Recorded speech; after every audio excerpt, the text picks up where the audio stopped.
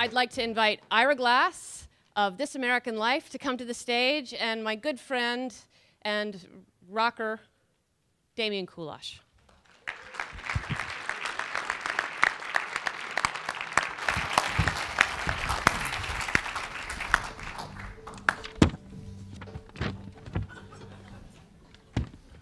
Okay, so we're here with a story to tell. Damian, the story for you, I think, begins in 2002, 2003. You guys, your band OK Go, you're a normal mid-level band. Most people haven't heard of you at all. You're pretty anonymous. And you had done a bunch of videos, right?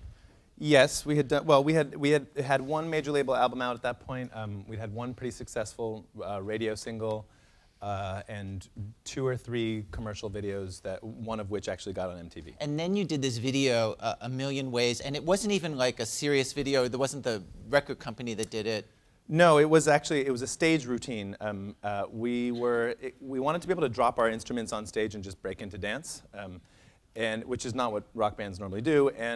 And so we were practicing this in my backyard. We shot a little practice tape of it, and the resulting clip was so amusing that we sent it around to our friends, but we really didn't think of it as like a proper rock video. Okay, and then some guy from some new company called YouTube. It's so early in the days of YouTube. Literally, who writes you? Chad, one of the founders of YouTube. Actually, we found his email a couple weeks ago. Someone re-forwarded it to us. The founder of YouTube like writes you personally to say? Yeah, he was like, I've seen your video everywhere. You should totally use our service.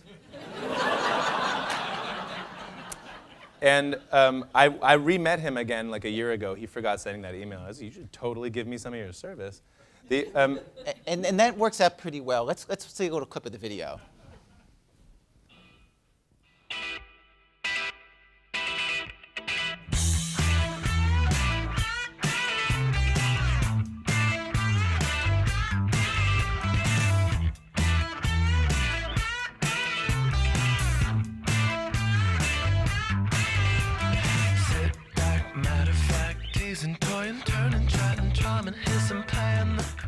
I feel like, I don't even know like what the style, it's almost like you're doing cheerleading moves. Some of them actually were cheerleading moves. It's obviously very glamorous and cool, is what it is. The camera never moves. Yeah, the camera never moves. It was on a tripod in my back door, shooting out to the backyard. Okay, and so then this video suddenly starts getting. Yeah, well, so we gave it to a bunch of friends, and then saw it. Someone had posted it to a site called iFilm, which is sort of the precursor to YouTube. It was something you actually downloaded films from it rather than stream them, and we really thought somebody had like misplaced a comma because there were like 150,000 downloads after a month. And that was about as many records as we'd sold at that point. So the video is bigger than your band, basically. Thank you very much. And then, okay, so then there's like this incredibly ingenious move that one of the guys who works with you, I think Jorge just came up with, right?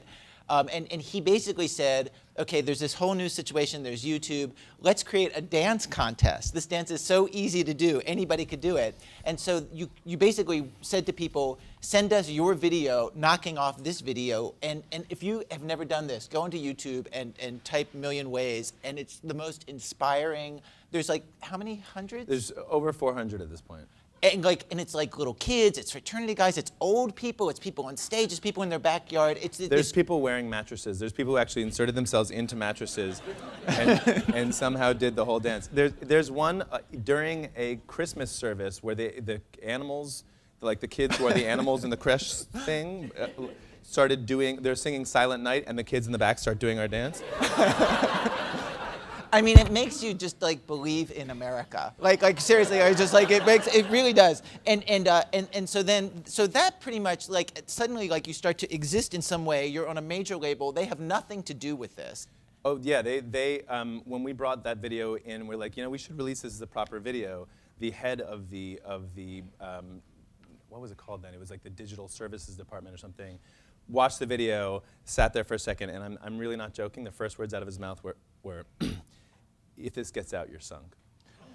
So then you proceed to then make another video. Yeah, well, we which figured gets some attention. We didn't know at the time. We didn't think that this was sort of a wide phenomenon. We know our fans are largely nerds, and we thought that we had sort of discovered a great way to to give things directly to them that didn't have to go through our label, didn't have to go through commercial radio, didn't have to go through MTV. It's sort of NTN, nerd to nerd. Exactly. and so we were like, well, it's real. We feared making another video of that type because, you know, we're a rock band and we didn't want to just become those dudes who do that thing. You don't want to be like Weird Al Yankovic. You don't want to be a novelty band. Yeah, precisely. Yeah. And although I, you know, nothing against Weird Al, but You don't have to fear Weird Al. no, I like Weird Al. Okay, so anyways, so we made another video Don't like suck that. up to Weird Al. Anyway, so yeah. Thinking that we would give it to our that like basically we had sort of like pre-lubricated this like distribution network to our core fans. NTN. Yeah, so that it would be, and that we figured it would be the same people. I mean, that we must have. I mean, several 100,000 downloads must have been saturation point. Okay, so then you did this video.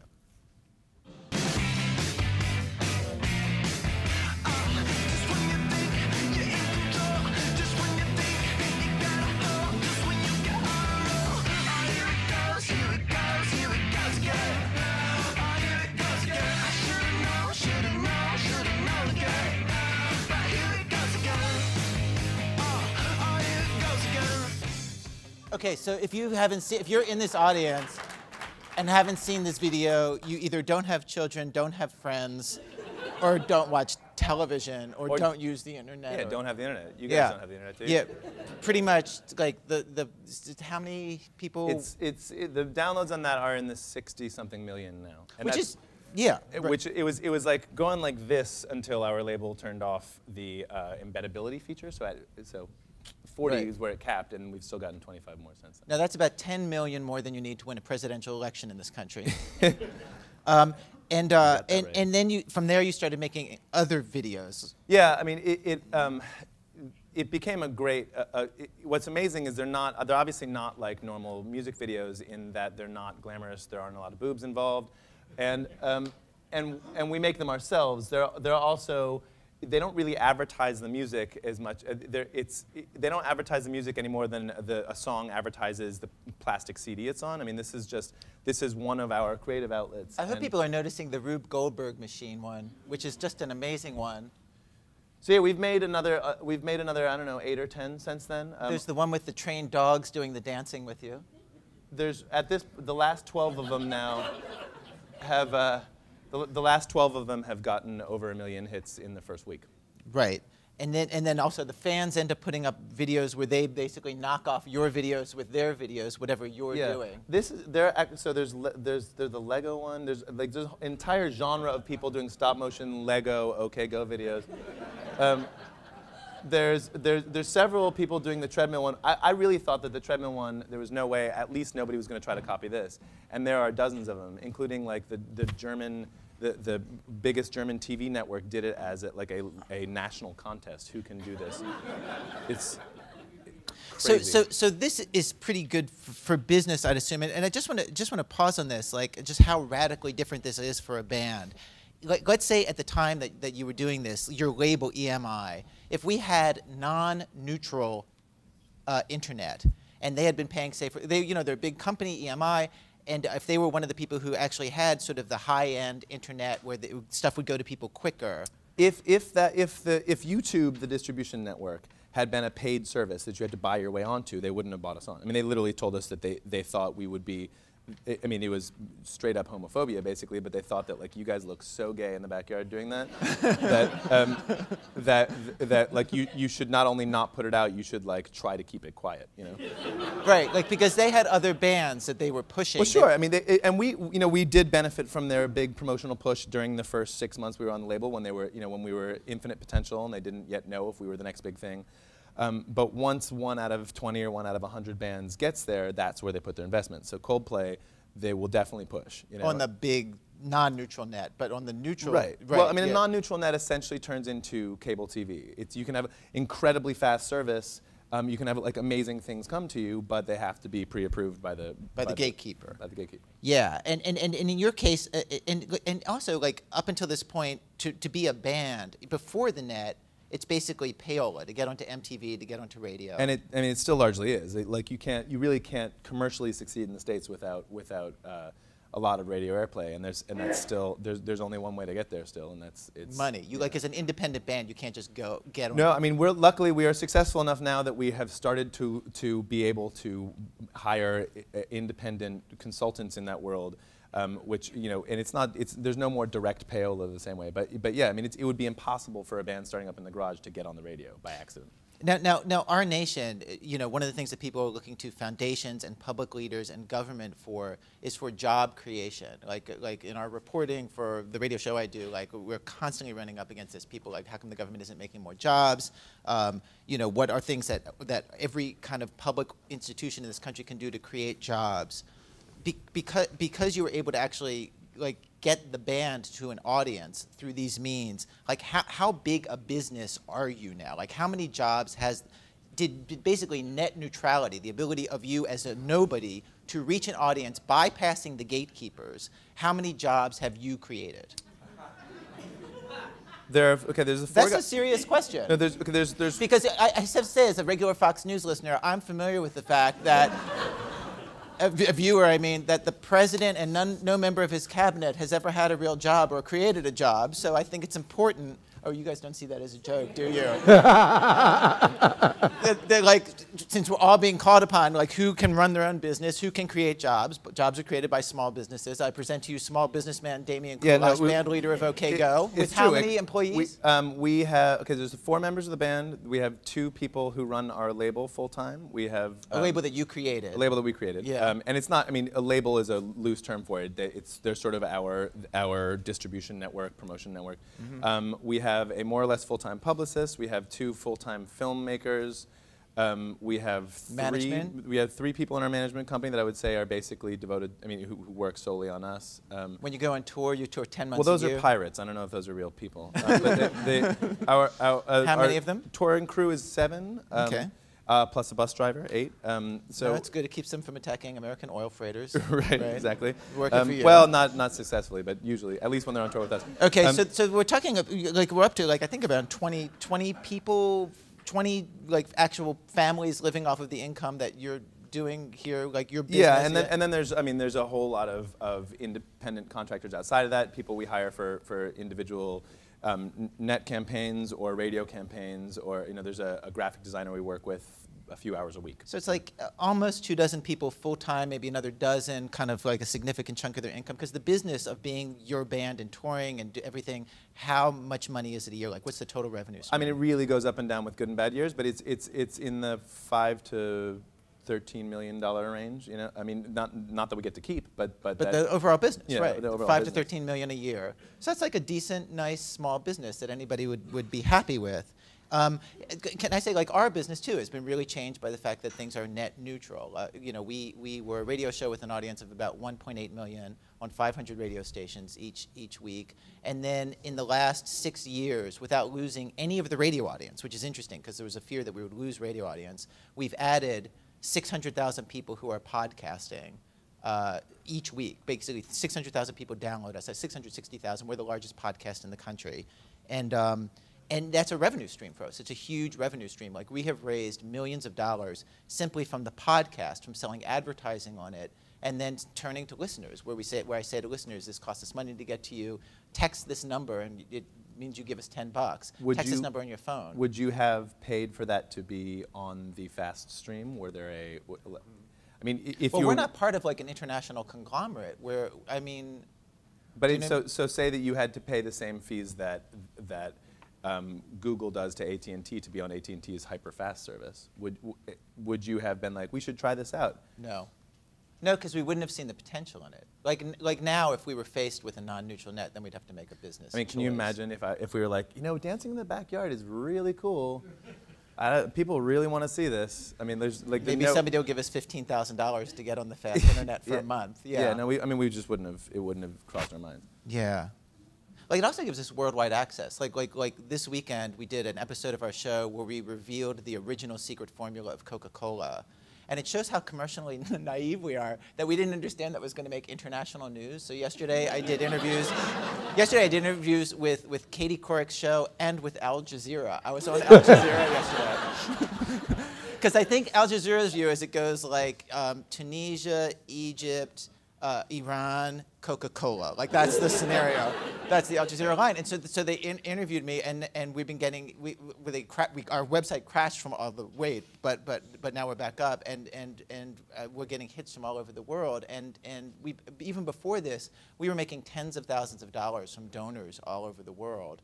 And honestly, like in this moment where today, you know, a bill is going before Congress to completely defund public broadcasting, the notion that we would have this other revenue stream is a really hopeful thing, but also I think contingent on a neutral net for us to move our product. How would a non-neutral net, or as I refer to it, the job-killing non-neutral net,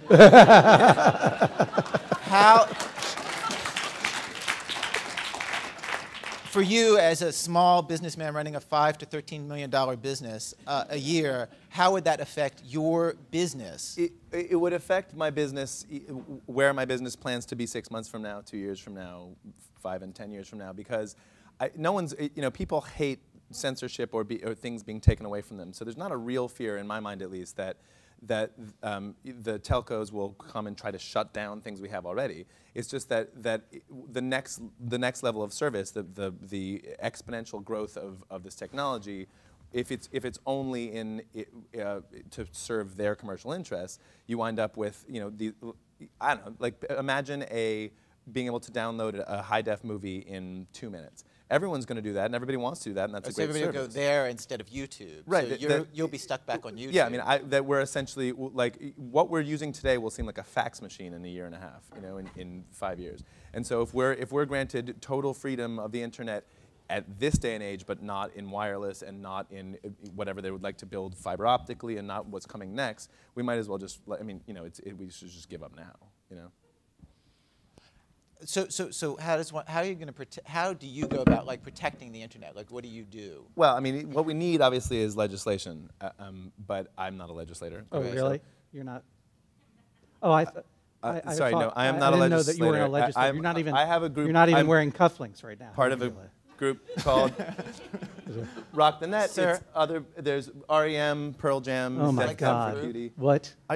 That's your plan? Rock the net? That's cute. That's not even original. What Excuse is- me, sir. Do you have some? Do you want to raise your hand or something? Do you have some? No, I don't want to raise my hand, but I do want to talk. Is there some point you're trying to make? Well, yeah, I mean, obviously anybody can get a bunch of, I don't know who those people are, vagrants and carnies together to support some kind of dumb cause, but how's that going to really change anything? I mean, like, I could get my friend Patchouli Dave and Charlie, who smells like sausage, together to start lobbying to have all the roads in New York City made into soup, and there you go. There's my group, Slurp the Streets. Sir, We're actually making some very big inroads in Williamsburg with this. Do you want to identify yourself, sir? Who are you Well, exactly? you all know me. I'm semi-well-known television personality and former professional literary agent John Hodgman. That's a photograph of me waiting to have my mustache applied in my salon. Well, the thing is, I've been listening to you guys spin your crazy tight pants utopian fantasies for 30 minutes now. John, I think it's crazy, and I demand heckler's satisfaction.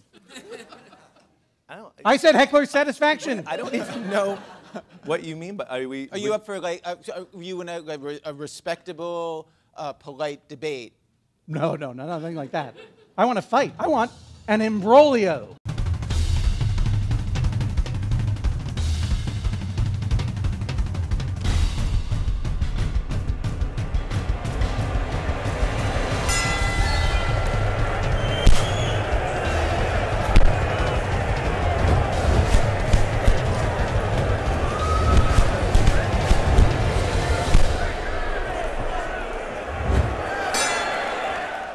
This is brawlitics. You want civil? Why don't you go back to 19th century NPR or wherever you come from? All right. Let's go, gentlemen, then. All right, then, let's bring on round one. Round one question is, what is the internet? Good question. What? The internet is a series of interconnected computer networks. There's personal, public, commercial, governmental networks, all connected, decentralized. It's such that you have one all-access computer network. You're very cute. You're very cute. That's a very cute theory, but the cold, hard fact is the internet is insane. This is what it looks like. Yes, full of garbage and junk, confusion. I mean, look, you have to understand. You're a cool band. I get it. You make funny videos with Rube Goldberg contraptions in them. Not everybody is as creative as you are. There's a lot of spam out there. There's a lot of pornography, a lot of Rube Goldberg pornography, a lot of stealing of copyrights. Now, these companies have made major investments in getting all this stuff up, and it's all getting gummed up. Not just for them, but for you. You should be very concerned about this. What we don't need is net neutrality. What we need is net new sanity. There, see? Nice and clean. Net new sanity, no longer insane. And there's a simple way to do it. Simply give the ISPs complete and total control of all communication and commerce. You just got imbroglioed. Okay, round two then. Let's move on to round two. The question is, it's a little redundant. What is the internet? Good question. What? Damien. The internet is awesome. The internet, it's the closest thing we've ever had to like a true meritocracy. I mean, it really is actually like the real free market, because good ideas trump bad ideas. You know, it doesn't matter who's got the most You're money saying to start basically, with. if you believe in capitalism, this is capitalism in its purest form. That's your case. All it needs is rules to keep a level playing field. Rules? Have you met the internet? The internet's just like the rest of us, sick and tired of government regulation. Now look, you say you're a small business, isn't that right, Suit and Sneakers? Well, you should be concerned about this. I mean, businesses hate regulation. It's bad for them. I mean, look at the banking industry. It was doing so well without regulation. Then things got out of hand. That's when you bring regulation in. You wait until total collapse, and then the government can come in and fix everything. It's proven to work. So what I'm recommending instead is, keep the government's hands off. Like healthcare, the net doesn't want to be regulated by government. It wants to be regulated by huge corporations. What are you talking about? Imbroglioed again. That's a double imbroglio. That's not even a verb. You've just can't been imbroglio me. You've just You know been what I just realized? imbroglioed I two actually times. I don't- don't even think you know where you are. You shouldn't be talking about Kramer. I just realized, I'm not even sure I know what the word imbroglio means. You just got imbroglioed by that word. All right, let's move on to round three. Okay, round three is going to be the question. Damien. What's the internet? The internet is a cake party. The internet is a giant cake party that everyone can come to. Look, there are people who love Dungeons and Dragons. There are the corporate bigwigs, but there's the online shoppers, the musicians, the artists, the creators, the moms with their pictures of cats. There's that guy's doing reportage. You can do anything on the internet. But a few people, of course, want the cake party to be different. They would like this cake party.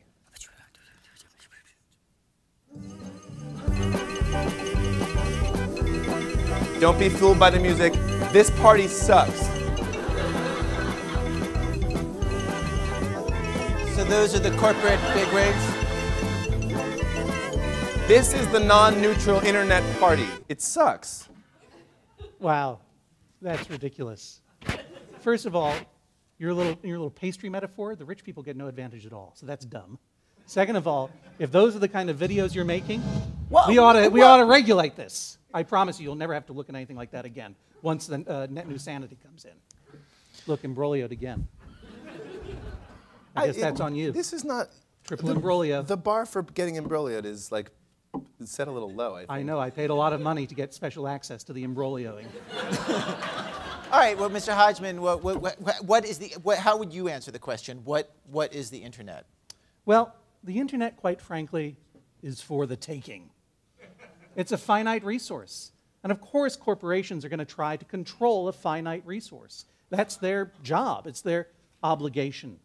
Besides, if you're really that concerned... So you're saying the mission of capitalism, these companies need to get bigger and bigger. That's their obligation. Of course, obviously. And when you have something like the internet, which of course is not a dump truck, but a series of tubes, a very finite series of tubes that only a few people can have some of at the time.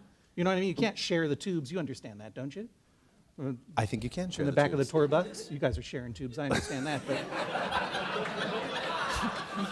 in business that just doesn't play. That's why the And sneakers, John. And so the corporations have an obligation to try to control this finite resource, and it's for everyone's benefit. I mean, look at you. You consider yourself to be a small corporation, right? So it works out very nicely. If you're concerned about not being able to get your treadmill porn on the internet, you can just simply do what anyone can do, become a corporation. Now, this is very easy. It's fantastic. Corporations have free speech, and that's terrific. They can give money to whomever they like, and it's very, very simple to do. First, choose a state in which to incorporate. Delaware. Second, select a corporation type, a share type, and a board of directors. Simple. Then file articles of incorporation in Delaware. And after that, you merely need a revenue that breaks into the mid-9 figures, and you're back onto your old weird wide web, listening to the Slavic brass bands and protest songs and your friend's hippie juggler blog. Whatever you want to do, so long as the hippie juggler is himself a corporation with $1 billion in revenues. Okay, round 4. Let's move on to round 4. Round 4 will be the bonus round. Triple points. Magic. Magic. What? Magic. I don't know anything about magic. Oh, Triple imbroglio. no. Kulash, you win that one. Self-imbroglio. For the match, Feel the burn, Hodgman. though, you will need to bring some magic. I can do that. Sure you can. I can do the magic. Yeah, go, I bet. I'm going to need the help of my Slavic hippie juggler friends. Oh, no. Not them.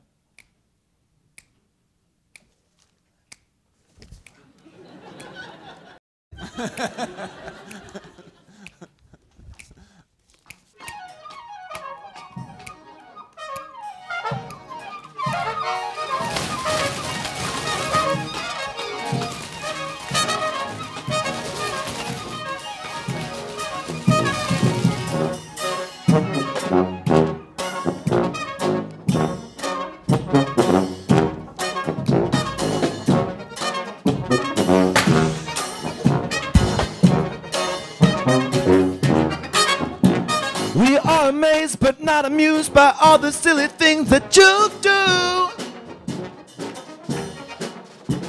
We are amazed but not amused by all the things you say that you do.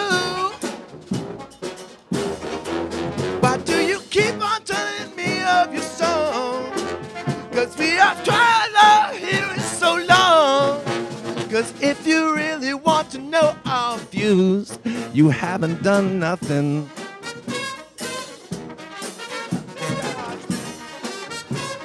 You haven't done nothing.